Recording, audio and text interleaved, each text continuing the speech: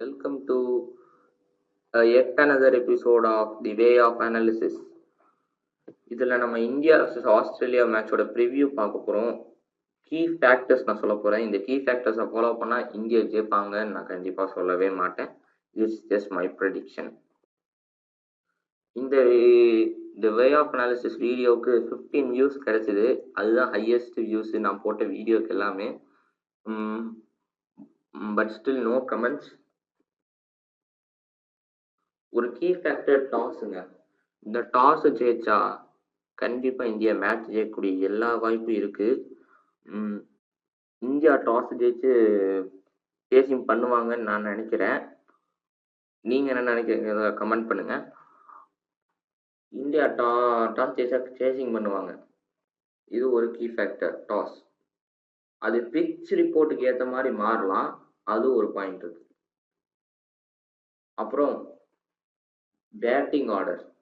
இதில் கேஎல் ராகுல் ஓப்பனிங் இறங்குவாங்களா, இல்லை சுப்மன் கில் மாதிரி இன்னொரு பிளேயரை மேலே கொண்டு வர போகிறாங்களா மயங்க் அகர்வாலுக்கு பதிலாக, இல்லை மயங்க் அகர்வாலே டவுன் தி ஆர்டர் இறக்க போகிறாங்களான்னு எனக்கு சுத்தமாக தெரியல. பிகாஸ் கேஎல் ராகுல் ஓப்பனராக இறங்கி நல்லா பண்ணியிருக்காரு, மிடில் ஆர்டர்லையும் நல்லா பண்ணியிருக்காரு. போன மேட்ச் அவர் சரியாக ஆடல, பட் அவர் ஆடிருந்தால் போன மேட்ச் ஜெயிச்சிருக்கக்கூடிய எல்லா சான்ஸும் இருந்தது. இது நான் போன போஸ்ட் மேட்ச் அனாலிசிஸில் சொல்ல மறந்துட்டேன். But still it's okay. சரியா செய்கிற வெளியே இருக்கிறது ஒரு ஹார்ஷ் டிசிஷனுங்க. அது ஒரு ஹார்ஷ் கண்டிப்பாக இந்தியா பண்ண மாட்டாங்க. பட் ஸ்டில் ஹர்திக் பாண்டியா போன மேட்ச் அவருக்கு ஒரு லோ பேக் ஸ்ட்ரெயின் இருந்திருக்குங்க. அதனால அவரால் ஆட முடியல போல. பாவம் மனுஷன் கீழே குமிஞ்சு காலை தொட்டுட்டு இருந்தாரு. அதை லைவ் மேட்ச்ல பார்த்துருந்தீங்கன்னா கூட காமிச்சிருப்பான் அவருக்கு. அதனாலதான் அவர் ஃபுல் ஃபோர்ஸ்ல அந்த அடாம் சம்பா போட்ட பால் ஃபுல் ஃபோர்ஸ்ல அடிச்சிருந்தா அது 6 கண்டிப்பா போயிருக்குங்க. அவர் ஹாஃப் ஃபோர்ஸ்ல தான் அடிச்சாரு அந்த பேக் இன்ஜுரினால. அது நான் முக்கியமான ஒரு கீ ஃபேக்டர். ஹர்திக் பாண்டியா ஒரு முக்கியமான கீ ஃபேக்டருங்க. அவர் இல்லாம இந்தியா மேட்ச் ஆட போறது இப்ப இம்பாசிபிள். அவரோட இன்ஜுரி சீரியஸா இருக்காதுன்னு நான் நினைக்கிறேன். பிகாஸ் ப்ரெஸ் கான்ஃபரன்ஸ்ல கொடுத்தாரு, அது ஒன்றும் சீரியஸ் இல்லை. அதுவும் இல்லாமல் ஆஸ்திரேலியாவுக்கு ஒரு செட்பேக் என்ன, மார்க்கஸ் ஸ்டாய்னிஸ் அவங்க பிளேயிங் லெவலில் இல்லை. இப்போ அவர் அடுத்த ஓடிஐக்கு அவைலபிள் இல்லைன்னு ஆஸ்திரேலியா சொல்லியிருக்காங்க. என்னன்னு பார்ப்போம். அதுபோல சீன் அபவுட்னு ஒருத்தர் உள்ள வராருன்னு நான் நினைக்கிறேன். But he is also still good bowler and அவர் கொஞ்சம் பேட்டிங் வரும்னு நினைக்கிறேன். ஆனால் மார்க்கஸ் ஸ்டாய்னிஸை யாருனாலையும் ரீப்ளேஸ் பண்ண முடியாதுங்க. Then Kohli's contribution is immense. அவர் செஞ்சுரி அடிச்சு நான் பார்த்து ரொம்ப நாள் ஆயிடுச்சு. பட் ஸ்டில் அவர் ஒரு செஞ்சுரி அடிச்சு இந்தியா மேட்ச் தோத்து பார்த்து ரொம்ப நாள் ஆச்சுங்க. பார்த்ததே இல்லை ஆக்சுவலி. அவர் செஞ்சுரி அடிச்சு இந்தியா ஒரு மேட்ச் தோக்குறத நான் பார்த்ததே இல்லை. அந்த மாதிரி அவர் இன்னைக்கு ஒரு செஞ்சுரி அடிச்சானா இந்தியா கண்டிப்பாக ஜெயிக்கக்கூடிய எல்லா சான்ஸும் இருக்கு. அதுவும் இல்லாம நவ்தீப் சைனியோட இன்க்ளூஷன் இன்னொரு கீ ஃபேக்டர். அவர் பேக் இன்ஜுரியோட ஆடினாரா இல்லை அது கியூர் ஆகி ஆடினாராங்கிறதெல்லாம் மேட்டர் இல்லைங்க. நான் அடிச்சு சொல்லுவேன், நவ்தீப் சைனியோட நட்ராஜன் ஒரு பெட்டர் பவுலர் தான். அதுக்கு நவ்தீப் சைனியோட டேலண்ட் நான் சந்தேகமே படல. போன வீடியோவில் நான் அப்படிதான் ஹாஸ்டாக தான் பேசியிருந்தேன். ஸோ நட்ராஜனுக்கு நான் சாஃப்ட் கார்னர் பண்ணுறேன்னு நினைக்காதீங்க. But still Saini is a good pace போதான், அதில் சந்தேகம் இல்லை. பட் ஆஸ்திரேலியா கூட பவுல் பண்ணும்போது அதுதான் நான் இங்கே பேசுகிறேன். நட்ராஜன் இன்எக்ஸ்பீரியன்ஸ்ட் தான், but still he can bowl some good yorkers. அது ஒரு இம்பார்ட்டன்ட் பாயிண்ட். நீங்க நட்ராஜன் ஐபிஎல்ல ஏபி டிவில்லியர்ஸ் ஒரு பால் புட் அவுட் ஆக்கிருப்பார். அந்த மாதிரி பால்லாம் இங்க ஒரு டேரட் பிஞ்சுக்கோ ஒரு மேக்ஸ்வெல்லுக்கோ அந்த மாதிரி யாருக்காவது அந்த மாதிரி பால்ஸ்லாம் போட்டாருன்னா ரொம்ப டேஞ்சரஸ் பவுலர், ஒரு எக்ஸ் ஃபேக்டராகவே இருப்பார் இந்தியன் டீமுக்கு. அது இங்கே ஒரு முக்கியமான பாயிண்ட் நான் சொல்லியே ஆகணும். கண்டிப்பா இந்த சீரீஸ்ல ஓடிஐ டெபியூட் நான் பண்ணுவாருன்னு நம்புறேன். Let's wait and watch. அடுத்து ஹர்திக் பாண்டியாவோட பொசிஷன். அவர் இப்போ நம்பர் 5ல ஆட போறாரா நம்பர் 6ல ஆட போறாருன்னு இன்னும் தெரியல. கேஎல் ராகுல் ஓப்பன் பண்ணா அவர் 6ல தான் ஆடணும், இல்லை நம்பர் 7ல கூட ஆடுறதுக்கு சான்சஸ் இருக்கு. Hardik Pandya is basically finisher. போன மேட்ச் பாவம் அவர் ஏதோ கிட்டத்தட்ட நம்பர் 4 நம்பர் 3 பேட்ஸ்மேன் மாதிரி ஆகிட்டு இருந்தாரு ஃபர்ஸ்ட்ல இருந்து. ஆனா அவரோட பேக் இன்ஜுரினால ஒரு 31 51 பால்ஸ் ஒரு மனுஷன் 50 அடிக்கிறான். ஆனா அதுக்கடுத்து வர 40 ரன்னு 40 ரன் 40 பால் கிட்டத்தட்ட எடுத்திருக்காருங்க. 45 பால் கரெக்டாங்க 45 பால் எடுத்திருக்காரு. ஏன்னா அவரோட பேக் ஸ்ட்ரெயின் அப்படி இருந்திருக்கு. அவர் இந்த மேட்ச் கண்டிப்பா இன்ஜுரிலேருந்து வெளில வருவார் நான் நம்புறேன். Let's see. அடுத்து மனிஷ் பாண்டேயோட இன்க்ளூஷனுங்க.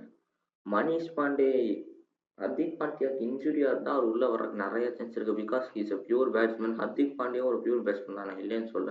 ஹர்திக் பாண்டியா போன மேட்ச் சூப்பராக பெர்ஃபார்ம் பண்ணாரு, நான் இல்லைன்னு சொல்ல. But still Hardik Pandya has a back strain. அவருக்கு ரீப்ளேஸ்மெண்ட்டாக மனிஷ் பாண்டே உள்ள வரக்கு ஒரு சூப்பரான சான்ஸ் இருக்கு. அப்படி மனிஷ் பாண்டே உள்ள வந்தார்னா அவர் பெர்ஃபார்ம் பண்றதுக்கு நிறைய சான்சஸ் இருக்குங்க. Because he was preferred number 6 for India after Kedar Jadhav's form out. Kedar ஜாதவ்ங்கிற பேரையே நான் மென்ஷன் பண்ண விரும்பல, பட் ஸ்டில் நோவே. இந்தியா ஒரு ஆல்ரவுண்டரை ரொம்ப மிஸ் பண்றாங்க. ஹர்திக் பாண்டியாவோட பவுலிங், அவர் வந்து என்ன சொன்னாருன்னா, அவர் வந்து அடுத்த T20 வேர்ல்ட் கப்புக்காக அவரோட பவுலிங்கை ப்ரிசர்வ் பண்றேன்னு சொன்னார் ப்ரெஸ் கான்ஃபரன்ஸ்ல. பட் ஸ்டில் மயங்க் அகர்வாலுக்கு பதிலா சுப்மன் கில்லை கொண்டு வந்து அவரை மட்டும் பெர்ஃபார்ம் பண்ணிட்டாருன்னா அது மாஸ்டர் ஸ்ட்ரோக் அமைஞ்சிருங்க. But still it's a harsh decision. ஆனால் அவர் ஓடிஐல சரியா பெர்ஃபார்ம் பண்ணலைங்க இது வரைக்கும் மயங்க் அகர்வால். அது போல சுப்மன் கில்லுக்கு ஒரு சான்ஸ் கொடுத்து பார்க்கலாம். It's not a wrong decision. எடுத்தாலும் மயங்க் அகர்வால் மேல எல்லா டிசிஷனும் ஹார்ஷ் டிசிஷன் தாங்க இருக்கும் எடுக்கும்போது. But when it becomes a master stroke அப்போ உங்களுக்கு அதோட வேல்யூ தெரியும். மை ப்ரெடிக்டர் 11 மயங்க் அகர்வாலுக்கு பதிலாக சுப்மன் கில் கொண்டு வராங்க நம்புறேன். சுப்மன் கில் வித் சிகர் தவன், தென் கோலி, தென் ஸ்ரேயஸ் ஐயர். அவர் வந்து நல்ல பிளேயர் தாங்க. அவர் விக்கெட்டை எதிர் டீம் கையில கொடுத்துட்டு போயிடுறாரு. அவர் போன மேட்ச் அவுட் ஆனது பார்த்தா அப்பாடா நான் அவுட் ஆகிட்டு வெளில போறேன் அப்படின்னு அவர் பண்ணிட்டு அவுட் ஆன மாதிரி தான் இருந்தது. கண்ணெல்லாம் மூடிட்டு கீழே குமிற பேட்டை மட்டும் மேலே வச்சுட்டு இருந்தாருங்க.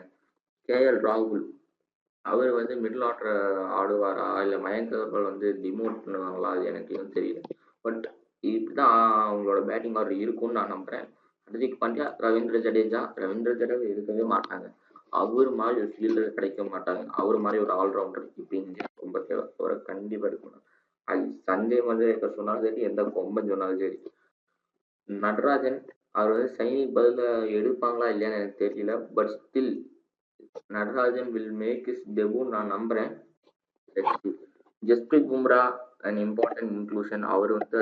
அவர் வந்து இந்த அடுத்த ஓடிஐல ரன்ஸ் லீக் பண்ணாம இருக்கணும், விக்கெட் எடுக்கணும். அவரை நம்பிதாங்க டீமே இருக்குது. பவுலிங் ஷமி ஆஹா எந்த மாதிரி போட்டாரு. அவர் ஒரு எக்ஸ்பெக்டரா கூட இருக்காருங்க. இந்தியா ஒரு பும்ரா ஏதாவது பெர்ஃபார்ம் பண்றவன் பும்ரா தான் பெர்ஃபார்ம் பண்ண போறாருன்னு நினைச்சிட்டு இருக்க ஒரு ஷமி வந்து ஒரு ஸ்பில் போட்டாரு பாத்தீங்களா, அந்த மாதிரி போடணும். அதனால கண்டிப்பா நீங்க ஒரு மேட்ச் எல்லாம் ஜட்ஜ் பண்ணிட முடியாதுங்க. அவர் ஒரு விக்கெட் டேக்கர். அவர் கிளென் மேக்ஸ் ரன்ஸ் போறதெல்லாம் நான் அதிசயமே பார்த்தேன். கிளென் மேக்ஸ்வெல் அவர் அடிச்சிருக்காரு, நிறைய தடவை அடிச்சிருக்காரு. ஆனா அதுக்காக ஒரு ரிவெஞ்ச் எடுத்திருக்காரு, அது ஒன்று இருக்கு. இந்த மேட்ச்ல அவர் மோடி ரிவெஞ்ச் எடுப்பாருன்னு நான் நம்புறேன். ஸோ தட்ஸ் இட் இன்னைக்கு video. So good bye guys. Comment your thoughts. இங்க எழுதி இருக்கிறது தான் நான் படிச்சு சொல்ல போறேன். அது அப்புறம் எதுக்கு சொல்லிக்கிட்டு. ஸோ குட் பாய். நான் இப்போ கமெண்ட்ஸ் எனேபிள் பண்ணிட்டேன்.